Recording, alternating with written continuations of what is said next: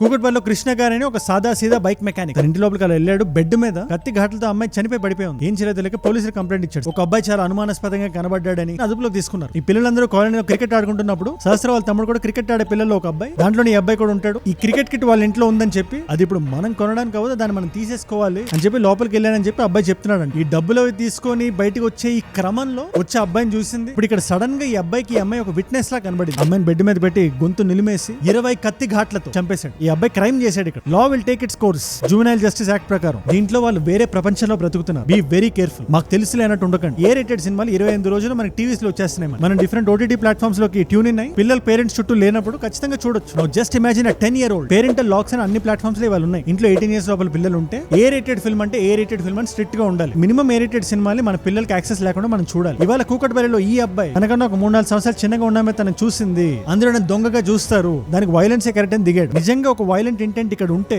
అబ్బాయి నేరస్తుడిలో చూడడం కదా, అబ్బాయి కౌన్సిలింగ్ ఇవ్వగలగాలి.